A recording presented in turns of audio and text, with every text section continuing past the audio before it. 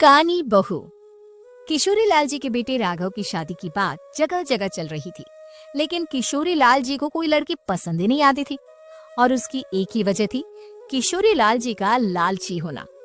उनको लड़की वालों से मोटा दहेज चाहिए था और इसी चक्कर में एक दिन वो एक बहुत पैसे वाले के घर अपने बेटे का रिश्ता लेकर पहुंचे। उस आदमी का नाम था ओम प्रकाश। देखे किशोरी लाल जी, मेरी एक ही बेटी है और मेरी सारी संपत्ति जायदाद सब कुछ मेरी बेटी नैना का ही है। पापा, नाम से लगता है बहुत खूबसूरत होगी। कितना अच्छा नाम है ना, नैना। ओ वैसे बात तो सही है आपकी। अब इतना पैसा है, जमीन जायदाद है, इकलौती बेटी, आप भी क्या करेंगे? सब कुछ उसे ही देंगे ना। बिल्कुल ठीक पहचाना आपने। बस बेटी की शादी और सारी जायदाद उसके नाम। पापा, बिना देखे हाँ कर दीजिए ना। इतना अच्छा रिश्ता फिर कहाँ मिलेगा? माला माल हो जाएंगे हम। मैं अपनी बेटी को बुलाता हूँ। अरे नहीं नहीं नहीं नहीं, आपकी बेटी का नाम नैना है, सुनकर ही लगता है बहुत सुंदर होगी।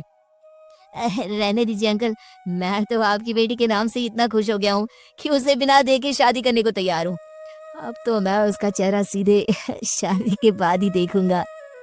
और इस तरह राघव नैना का चेहरा नहीं देखता और उससे शादी कर लेता है। शादी के बाद अपनी सुहाग रात पर जब राघव नैना का घूंघट उठाकर देखता है तो नैना की आंखें बंद थी। कितनी खूबसूरत हो तुम नैना।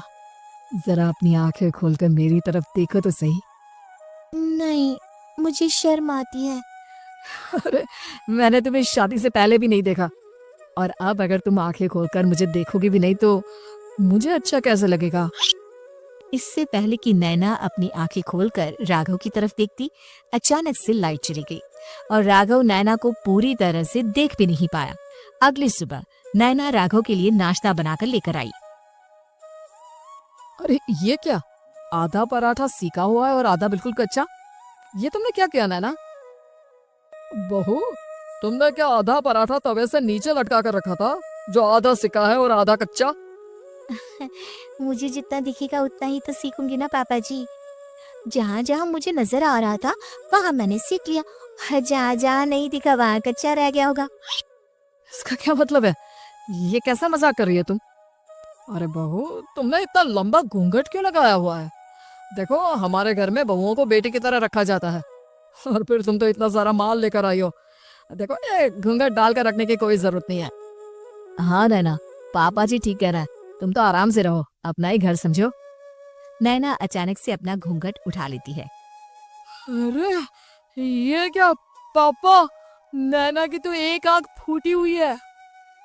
नाम से नैना, लेकिन ये तो कानी बहू निकली।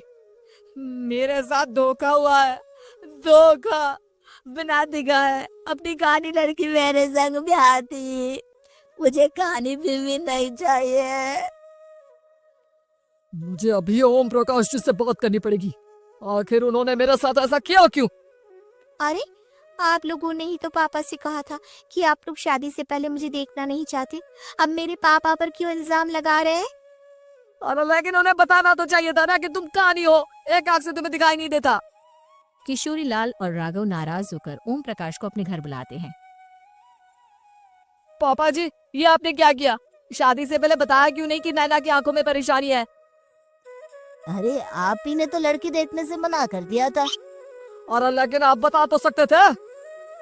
आपको तो हमारी बेटी की प्रॉपर्टी चाहिए थी, वो भी पूरी की पूरी। अब क्या हुआ अगर उसे आधा दिखाई देता है? प्रॉपर्टी तो आपको पूरी मिल गई ना। और ये क्या बात हुई? मेरी शादी प्रॉपर्टी से नहीं, आपकी बेटी से हुई है। अब ये तो पहले सोचना चाहिए था। तब तो मेरी प्रॉपर्टी देखकर तुम्हारी जुबान लप लप आ रही थी। लेकिन मैं कानी लड़की को अपनी बीवी बनाकर नहीं रख सकता। पापा, कुछ करिए ना आप। हाँ, करता हूँ। देखिए ओम प्रकाश जी, आप हमारे साथ ऐसा नहीं कर सकते। और तुम देखो, अगर तुमने मेरी बेटी से शादी तोड़ी ना, तो जो भी प्रॉपर्टी मैंने तुम्हें दी है वो तो पूरी की पूरी वापस ले ही लूंगा, और आधी प्रॉपर्टी तुम्हारी भी लूंगा। अरे, मेरी आधी प्रॉपर्टी भला क्यों लेंगे आप? इसलिए क्योंकि मेरी बेटी को आधा नजर आता है और उसकी नजर अभी तक तुम्हारी आधी जायदाद पर ही पड़ी है। अब तुम उसे घर से निकालोगे तो कुछ तो लेकर जाएगी ना। और अगर हम आपकी बेटी को अपने घर की बहू बनाकर रखे तो? तो तुम्हारी पूरी प्रॉपर्टी तुम्हारी ही रहेगी, और जो मैंने तुम्हें दिया है ना उसमें से बस मैं आधा लेकर जाऊंगा। अरे लेकिन अब आप अपनी दी हुई प्रॉपर्टी में से आधी वापस क्यों लेकर जाएंगे? अगर मैं आपकी बेटी को अपनी पत्नी बनाकर रखने को तैयार हूँ तो? इसलिए ताकि भविष्य में अगर तुम मेरी बेटी को धोखा दो तो उसके पास कुछ तो रहे जो पति का हो। वैसे मेरे पास तो बहुत कुछ है, लेकिन अपने पति की कोई निशानी तो उसके पास होनी चाहिए ना।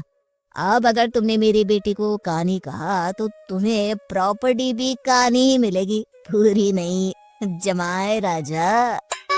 किशोरी लाल और राघव समझ चुके थे कि वो बुरी तरह फंस चुके हैं और अब उनके पास वहां से निकलने का कोई चारा नहीं है।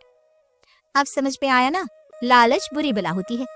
एक तो तुम्हें प्रॉपर्टी मिली, ऊपर से बीवी मिली, उसमें तुम्हें नखरे भी दिखाने हैं।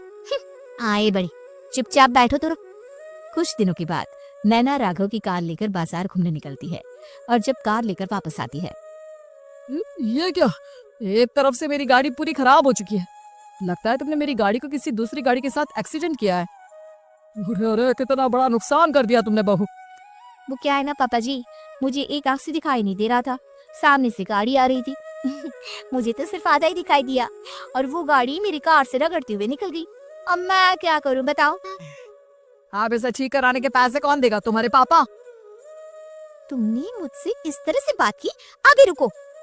नैना राघव की शिकायत ओम प्रकाश को कर देती है। देखो राघव, अब जो मेरी आधी प्रॉपर्टी तुम्हारे पास थी ना उसमें से आधी और मैं लेकर जाऊंगा, क्योंकि तुमने मेरी बेटी को डांटा। अरे नहीं नहीं पापा जी, गलती होगी, माफ कर दो। गलती की तो कोई गुंजाइश ही नहीं। अगली बार मेरी बेटी को डांटा तो बची हुई आधी में से आधी और ले जाऊंगा।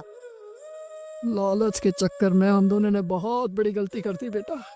एक तो तुम्हें कानी बहू मिली और ऊपर से जो माल मिला वो भी काना। इस तरह राघव की हर एक गलती पर ओम प्रकाश उसकी प्रॉपर्टी का आधा आधा हिस्सा लेकर अपना सारा माल वापस ले गया और राघव को कानी बीवी से काम चलाना पड़ा।